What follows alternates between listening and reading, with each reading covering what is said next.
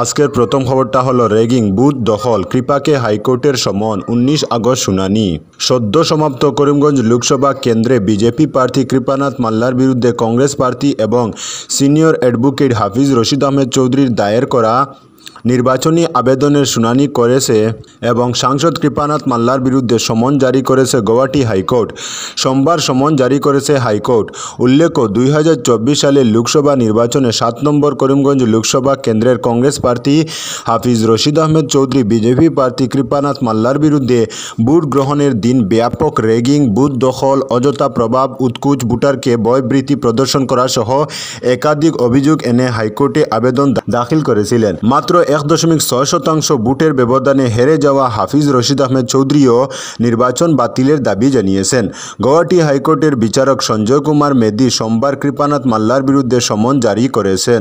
পিটিশনের legal টিমের আহ্বায়ক গৌতম চৌধুরী ভোটের দিন নির্বাচন কমিশনে 20টি ভোট কেন্দ্রে কারচুপি এবং বুথ দখলের সুনির্দিষ্ট ঘটনার বিষয়ে একাধিক অভিযোগ উল্লেখ করে একটি ইমেইল পাঠিয়েছিলেন। আবেদনকারীর নির্বাচনী এজেন্ট ভোটের দিন মোট 31টি মনোনীত ভোট কেন্দ্রে অসদাচরণের বিবরণ দিয়ে বুথ দখলের চেষ্টায় দুর্নীতিবাজ আচরণ করেছেন বলে অভিযোগ রয়েছে। পিটিশনে অভিযোগ করা হয়েছে দখলকৃত 47টি বুথের ভোটার দুই প্রার্থীর ব্যবধানে প্রায় দ্বিগুণ। পিটিশনে ভোট গণনায় বিভ্রান্তির অভিযোগও করা হয়েছে। নির্বাচন কমিশন জানিয়েছে, এ আসনে 11,36,538 ভোট পড়েছে।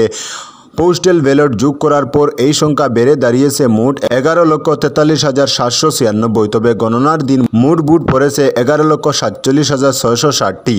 এর মানে হলো যে গণনার দিনে 3,811 বেশি ভোট পড়েছে। এর পরিপ্রেক্ষিতে আবেদনের গুরুত্ব উপলব্ধি করে কৃপানাথ মাল্লার বিরুদ্ধে সমন জারি করেছে আদালত। আদালত একটি দ্রুত শুনানির প্রয়োজনীয়তা তুলে ধরে 19 আগস্ট পরবর্তী শুনানির দিন ধার্য করেছে।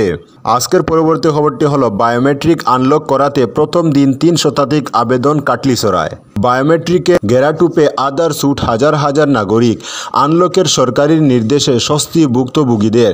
এনআরসির বায়োমেট্রিক আনলক করাতে প্রথম দিনেই 3 শতাধিক আবেদনপত্র জমা পড়ল কাটলিছড়া সার্কেলে। সোমবার সকাল থেকেই কাটলিছড়া সার্কেলের নানা প্রান্ত থেকে কাগজপত্র নিয়ে ছুটে আসেন বায়োমেট্রিকে আটকে পড়া মানুষ। এনআরসির বায়োমেট্রিকের গিরোয় আটকে পড়া যারা আধার কার্ড বানাতে পারছিলেন না, তাদের মধ্যে কিছুটা স্বস্তির নিঃশ্বাস নেমে এসেছে। এতদিন তারা বিভিন্ন সরকারি সুযোগ সুবিধা থেকে বঞ্চিত ছিলেন। কাটলিছড়া সার্কেলে মোট 5টি কাউন্টারে সকাল 10টা থেকে বিকাল 4টা পর্যন্ত আবেদনপত্র সংগ্রহ করা হয়। মহিলাদের জন্য আলাদা কাউন্টারের ব্যবস্থা করা হয়। কাটলিছড়া সার্কেল অফিস সূত্রে জানা গেছে, 1 সপ্তাহের সময়সীমা দেওয়া হয়েছে আবেদনপত্র সংগ্রহ করার জন্য। তবে সার্কেল থেকে জেলাশাসকের কাছে সময়সীমা বাড়ানোর আর্জি জানানো হবে। কাটলিছড়া সার্কেল অফিসের করণিক তাপস পাল বলেন, এনআরসির চূড়ান্ত তালিকায় যাদের নামের স্ট্যাটাস অ্যাকসেপ্ট এসেছে তাদের আবেদনপত্রই গ্রহণ করা হচ্ছে। একদিকে আবেদনপত্র গ্রহণ করা হচ্ছে, অন্যদিকে ডাটা এন্ট্রির কাজও শুরু হয়ে গিয়েছে বলে জানান তাপস পাল। এদিকে আবেদন জমা দিতে আসা জৈনক মরিয়ম বিবি জানান, প্রায় 30 কিলোমিটার দূর থেকে এসেছেন তিনি কাগজপত্র জমা দিতে। প্রতিটি জিপিতে এরকম ব্যবস্থা করলে মানুষের হয়রানি কম হতো। একই কথা শোনা যায় জমা দিতে আসা আরও কয়েকজনের কাছ থেকে।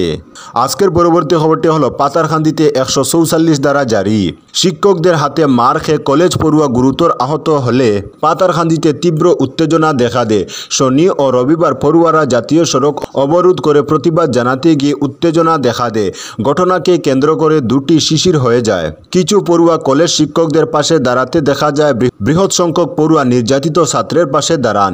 এমত অবস্থায় পরিস্থিতি নিয়ন্ত্রণে রাখতে করিমগঞ্জ জেলাশাসক মৃদুল কুমার যাদব পাতারকান্দি থানা অধীন এলাকায় 144 ধারা জারি করেছেন।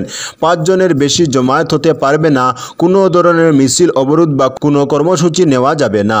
আজকের পরবর্তী খবরটি হলো বিয়ের 9 দিনের মধ্যে স্ত্রীর গলাকাটা লাশ ও স্বামীর ঝুলন্ত দেহ উদ্ধার বদরপুরে। গায়ে হলুদ আর হাতের মেহেন্দি মিটল না, এমন এক দম্পতির লাশ উদ্ধার হলো। বিয়ের 9 দিনের মধ্যে দম্পতির লাশ উদ্ধারের ঘটনায় ব্যাপক চাঞ্চল্য সৃষ্টি হয়েছে বদরপুরের কালাইরবন্দ এলাকায়। ঘরের ভেতর নববধূর গলাকাটা আর স্বামীর দেহ ঝুলিয়ে রয়েছে। সোমবার সকালে এমন নৃশংস ঘটনাটি পরিবারের লোকদের চোখে পড়ল। এমন দৃশ্য দেখার পর হুলস্থুল শুরু হয়, রুল উঠে কান্নার। জানা যায় 9 দিন আগে রতন পালের সঙ্গে বারুই গ্রামের মাম্পি মালাকারের বিয়ে হয়। দাম্পত্য জীবনের 1 সপ্তাহ হতে না হতেই এমন কাণ্ডে জনমনের নানা প্রশ্ন উকি মারছে।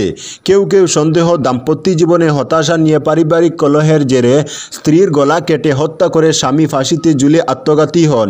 আবার তৃতীয় কোনো ব্যক্তি জড়িত থাকার সন্দেহ করছেন। রতনের দিদির স্বামী জানান, রাতে দোকান এসে ভাত খেয়ে দুজন তাদের কৌটায় চলে যায়। সকালে ঘুম থেকে উঠছে না দেখে ডাকাডাকি করলে কোনো সাড়া মেলেনি। এর মধ্যে তার ছেলে জানালার ফাঁক দিয়ে দেখে জানায় মামা ফাঁসি লেগে রয়েছে। এরপর দৌড়ে এসে দরজা ভেঙে দেখতে পান রতন সিলিং ফ্যানে ঝুলন্ত অবস্থায় রয়েছে, মাম্পি নিচে রক্তাক্ত মৃতদেহ। খবর পেয়ে বদরপুর পুলিশ পৌঁছে প্রাথমিক তদন্ত সেরে ম্যাজিস্ট্রেটের উপস্থিতিতে 2টি মৃতদেহ উদ্ধার করে ময়নাতদন্তের জন্য হাসপাতালে পাঠিয়েছে। এ কাণ্ডে 2টি পরিবারের লোক ভেঙে পড়েছেন। পরিবার 2টির লোক পরস্পরের দিকে অভিযোগ আঙ্গুল তুলছেন। পুরো বিষয়টি খতিয়ে দেখছে বদরপুর পুলিশ। আজকের পরবর্তী খবরটি হলো চাঁদা তুলে গ্রামীণ সড়ক মেরামত স্থানীয়দের। চাঁদা তুলে গ্রামীণ সড়ক মেরামত করলেন পাতারকান্দির দক্ষিণ পয়লামুলি কাটাবাড়ির গ্রামের মানুষ। কয়েকদিনের বৃষ্টিতে সড়কের স্থানে স্থানে পুকুরসম গর্তের সৃষ্টি হয়েছে। সড়কের বেহাল অবস্থায় পথ চলা দায় হয়ে পড়েছে এলাকার জনগণের। ফলে বেহাল সড়কের হাল ফেরাতে চাঁদা তুলে মেরামত করছেন এলাকার ভুক্তভোগী জনগণ। শনিবার স্থানীয় জনগণের পক্ষে চাঁদা সংগ্রহ করে এবং স্বেচ্ছাশ্রমে বেহাল সড়কের একটি অংশ মেরামত করেন।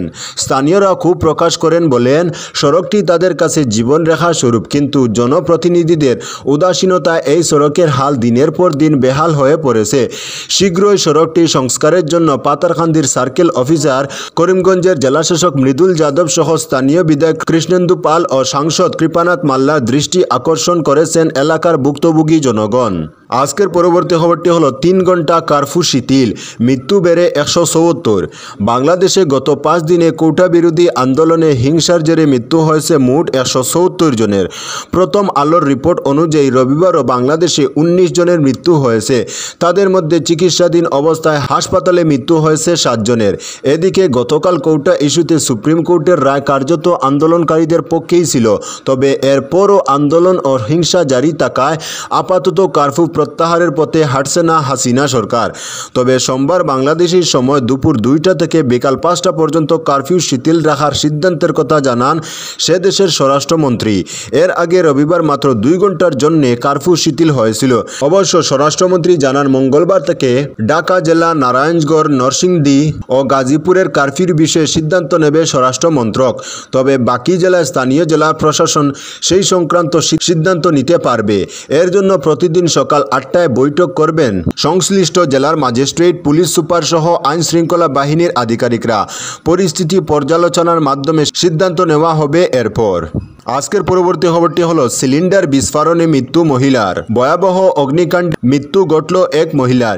এ মর্মান্তিক ঘটনাটি সংঘটিত হয় লাহুরিঘাটের কসারিবাড়িতে সোমবার। গ্যাস সিলিন্ডার বিস্ফোরণ ঘটলে সাজিদা খানম নামে এক মহিলার মৃত্যু ঘটে। মহিলা দুধ গরম করার সময় সিলিন্ডার বিস্ফোরণ ঘটে। এতে অগ্নিকাণ্ডটি সংঘটিত হয়। আগুনে গুরুতর আহত হন এক যুবকও। আজকের পরবর্তী খবরটি হলো বরখলা সেন্ট্রাল ব্যাংকের গ্রাহকরা হয়রানির শিকার, প্রতিবাদ। বরখলার অধিকাংশ জনগণের ব্যাংকিং লেনদেনের একমাত্র ভরসা সেন্ট্রাল ব্যাংক, কিন্তু ব্যাংকের পরিষেবা নিয়ে ক্ষুব্ধ।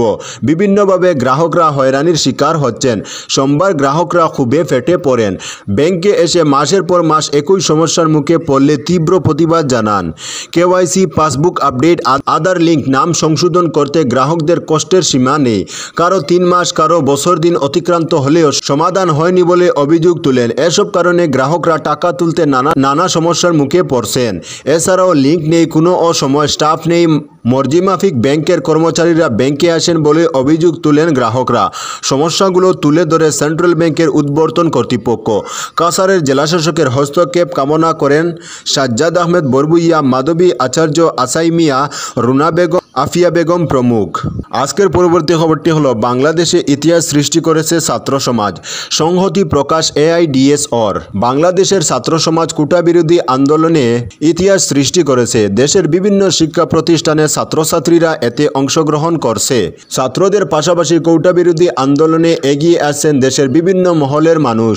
ন্যায়সঙ্গত দাবির ভিত্তিতে গড়ে ওঠা এই আন্দোলন ছাত্রছাত্রীদের দাবি না মেনে উল্টো পুলিশ বাহিনী সম্পূর্ণ একতরফাভাবে ফাঁসিবাদী কায়দায় বর্বর আক্রমণ করেছে। প্রকাশ্যে দিবালোকে আন্দোলন দমানোর নামে ছাত্রছাত্রীদের গুলি করে হত্যা করা হয়েছে।